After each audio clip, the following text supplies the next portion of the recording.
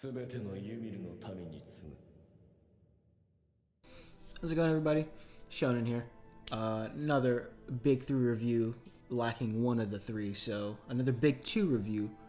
This one's gonna be quick. I don't have much to talk about, but what I do want to talk about, I'm actually interested in. For once, it's MHA. So let's start with that. My Hero 334. Basically, the start of the war, we got, a little twist. Right, I guess the plan that they were talking about to use Aoyama was not the plan B that I thought it would be, which would be something that happened in the middle of the war. No, they used him to bring out All for One, which is cool. I mean, seeing All for One pop up like in front of Midoriya was just like, oh wow, this is happening. But part of me, in that first panel was like, this is a decoy. There's something here. He knows. I'm waiting for him to be like, yeah, I know this was a decoy, and then stab Aoyama or something like that. Or Aoyama actually turns. There's something about it that was off-putting to me that I didn't really think, okay.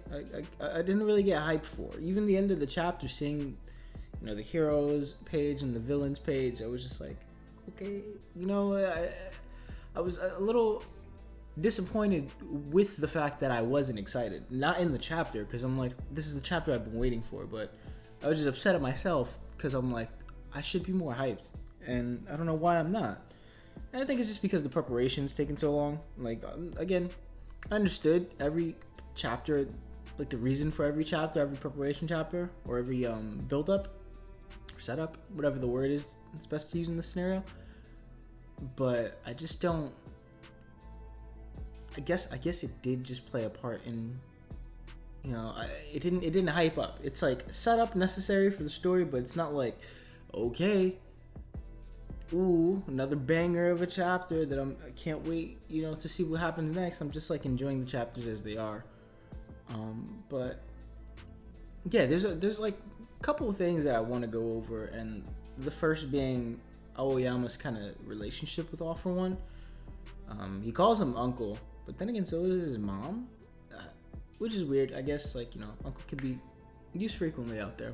Or a translation error. That could also be the case. But that's not what I wanted to talk about. What I want to talk about is, I think we kind of got some characterization of All for One in this chapter. He talks about, Aoyama talks about the thing that All for One hates the most. I'm just going to say AFO because I keep forgetting All for One is not one for all. But yeah, what I wanted to talk about was Aoyama's kind of relationship with AFO and just some of the things that he says here.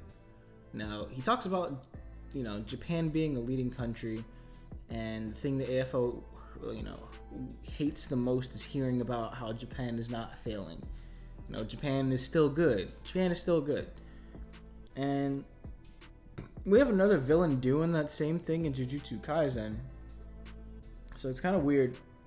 But in terms of AFO, I'm like, why does he not want to see, Japan succeed at all? Like, why specifically Japan needs to suffer? And I guess, it's understandable. Okay, if he's from there and he didn't like it there, then sure, he might have some gripes towards it. But to be triggered in some sense, I'm like, what would cause him to hate that specifically? So went back, and you can't really get anything of AFO from this. Like, maybe some of his speeches, maybe some of the way that he talks to people, but I just don't see why Japan. Why specifically does that trigger him? And what I think it might be the idea of the villain. He's like Gaudo from One Punch Man in a sense, where he's like, nope, I don't like reading those comics because the villain loses in the end. He wants the villain to win, but he knows he's the bad guy. So what possibly could you do mentally to make yourself feel good about being the bad guy? And a part of that, we kind of got this chapter. What I mean by that is he talks about what a hero is. All for One talks about what it means to be a hero a little bit. If country doesn't have water and a hero comes who can make water out of nothing, like, the person becomes God. So obviously there's a God complex for him because he's talking about, he not even talks about it this chapter for himself, but AFO in general is the guy who takes shit away from people and then offers it back to them. Where he's like, oh, you don't have a family. I can be your family, but you destroyed the family. I'll give you a quirk. You're quirkless. I'll give you a quirk, but now you have to do everything for me.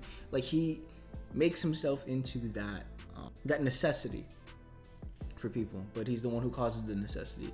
So we've seen his relationship with people that play out that way. So this little speech that he gives here with the little tennis ball, the baseball, and it kind of makes sense. It makes sense of him a little bit more, which is good because understanding AFO is gonna make all the difference in this battle. I think, just they needed to understand how he moves to even get one up on him, and all it did was cause him to just spawn every other villain on command. Like, it's like, okay, I guess, but yeah, that's all I really wanted to talk about there, because there's, again, it's just the start of the war. Nothing really is happening. Like, not yet, but it's just all of it was set up just to be like, everyone's on the battlefield, and I'm like, okay, cool, maybe next chapter is fun, we get a bit of a situation, but I just don't know. I know I'm gonna enjoy it. I just don't like. I'm comparing this to Last War already, and I'm like, when I was reading the Last War, every single chapter from start to finish, I was just like, give me more. Whereas this one, I'm just like, all right, I'm waiting for it to hit me, and it's not hitting me, not yet. I think it will though, because I do like my hero. I just I'm reading next to two other series that I'm like in, so it could just be that. Anyway, moving on to One Piece 1040.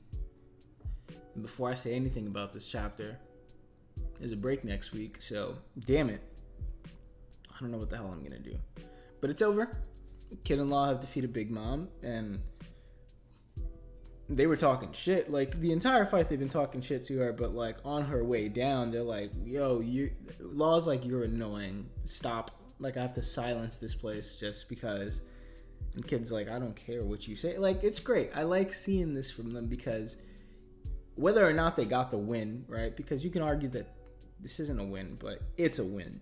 But whether or not they got it, they were still at least, playing the part of contenders. Damn, I have to just stop touching hair. They're still playing the part of like contenders, right? Like, people who are like, we're going to take you down, we're going to drag you off your throne. And that was the goal, which is why I think, if people needed Big Mom to be knocked out or killed for that to count as a win, I don't know why, because their whole goal since the beginning, since the rooftop, was take her off the island. They've been trying to knock her off the roof. That didn't work, so they pushed it down a couple of levels, and then they made a hole and pushed her through the hole because they couldn't knock her off the island. So they've achieved their goal, their win. What's it called? They've achieved their win factor, not their win factor. They've achieved their win condition, and so that means that they won. It was cool to see our room, Silent Room. Don't know where the hell that came from, but good to see. I don't mind that at all. There's I think there's, even though Kid kind of just passes out after this, he was still killing it. Like, he maybe can get back up in a couple of chapters, not a couple of chapters, but like the next time we see him, he'll probably be awake enough to handle fodder. And since both crews were there, that they're going to take care of their captain, so you don't have to worry about them just being there with the fire engulfing. Like, I feel like that's the only reason Oda keeps mentioning the crews, is just to ensure an escape route for everyone, which is why he pulled Onigashima away from the Flower Capital before dropping Big Mom. Although that big ass bomb, one bomb exploded, and you saw the destruction from that. Maybe that had to do with some of the force of, what's it called, Damn Punk.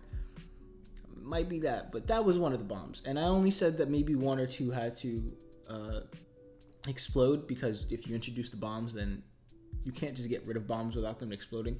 So I'm glad at least a couple exploded, and they ended up working. She grabs Kazembo and Bomb, I believe, and R.I.P. Kazembo, because he's nothing now.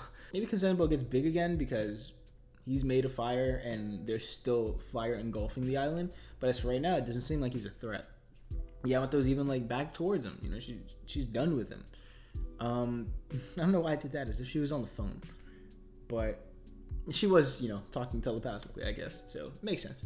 Anyway, yeah, man. I think the reason why people would like not want to give them the win is because she's not even on death's door, which is like, it's Big Mom. She has the soul focus. Who knows how many souls she has? You know, she could come near death over and over and over again. That does not mean that she's not defeatable. You know, it just means that it's gonna be long. It's like I think that's why I love the idea of territory so much, because Kaido and Onigashima, to fight Kaido, you not only have to go to a land that is closed off at the moment, a land that is closed off, but you have to then take a boat to an island, and there's no escape. You destroy your ships, or you know, even if you don't destroy your ship, you're not getting out of there, because that's an island within the land of Wano, and he's gonna chase you. Big Mom, you go into her territory.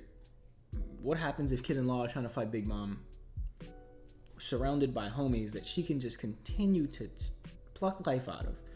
Not only does she have these souls stored inside of her, she has plenty of homies. The entire land that she's on is basically life force for her. It's like Reishi and Bleach. So I give him the win here, even though, you know, she was talking shit of like, this tickles like that. I think that's you know, the same thing as both Kid and Law going like, oh, we can do this all day, and they're like, actually no, we're at our limit. Don't tell her that, because you know, this is a Yonko. You can't be like, yo, I'm almost done. Can you like give it a break and die already? And you know, shit like that is the reason why when Big Mom uses her soul focus, certain people don't die. It's because they wouldn't say shit like that. But yeah, moving on. What is this? What is this that we see here? That's Brooke with Robin. And then what is this that we see here? That's dead Zoro. I believe Zoro is currently fighting death in the afterlife. Like, fighting to get back to living. That has to be the case. Because Grim Reaper comes and kills Zoro. What the hell happens? Like, what? What does that mean for the rest of the story if he's just dead? Nothing, because he's not dead. But the idea that he did get killed, you know, or death did visit him, and right now he has to have a fucking sword fight with Death's scythe, or scythe. Sorry,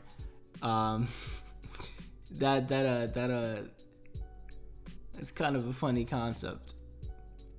But you know, who knows how long Zoro's going to be out of the story for? It doesn't really matter. He can be out of the story until the end of Wano, because we don't need him to fight anymore, right?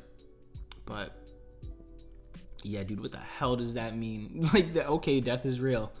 What the hell does that mean for the rest of the story? Well, a couple of things, right? It means that Toki's coming, and it does not mean that Toki's coming back. But it means that, hey, this whole idea of the Fire Festival, talking about people who are dead, or like, you know, you're trying to reach out to your dead ancestors or relatives and shit, or you know, call them with the fire. It's based on a real thing. You know, these people believe this myth, in this festival, because it's a real thing. Now, does that mean going forward that death plays even less of a part in the story? Like, death is even more of a joke? No. That would be, I think, an overreaction. Now, as for like what that could mean for certain characters, like, are we gonna get force projections? Maybe at Laugh Tale. If Laugh Tale specifically is an island that is like for harboring the dead, or like for harboring, you know, the will of the dead, then maybe. But do we get force projections for everyone here? I doubt it. I don't think so. Like, I don't, like, the only reason that it would make sense is if the fireball that is Onigashima counts as the biggest ritual offering for this whole dead visitors type of concept of like, well, you offer a fire lantern and maybe it'll get to your uncle who died or something, but if you offer an entire ball of fire that is Onigashima, then cool, you get to actually see people. Then maybe, but I just don't see it happening, man. Like I don't understand what seeing everyone's dead people like if Chopper sees Hiroluk, Chopper sees his mentor, if Luffy sees his boys, Sanji sees his mom. The only one that sounds convincing to me is Sanji seeing his mom after all of this. His mom coming from the dead and being like, you should accept this fucking raid suit because it's based off me or something like that. Like give him a reason to want to use it or something, or give him a reason to be motivated to not use it and be like, oh no, you have the potential. I always knew you had a kind enough heart to beat that type of technology. So maybe that's the only thing though. Like I don't think Zoro's gonna see Kuina. I think if anything, Zoro gets a black blade, and maybe his encounter with death is the reason why he gets a black blade.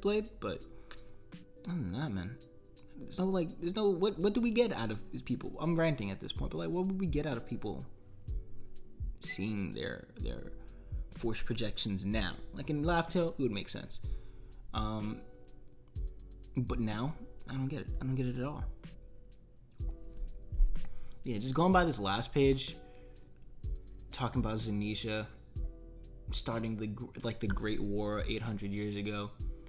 Now, it just makes me think that something like triggered her to glass an entire island, but like the repeated emphasis on her sin alone, it just leads me to believe that at one point, like the ancient kingdom was peaceful.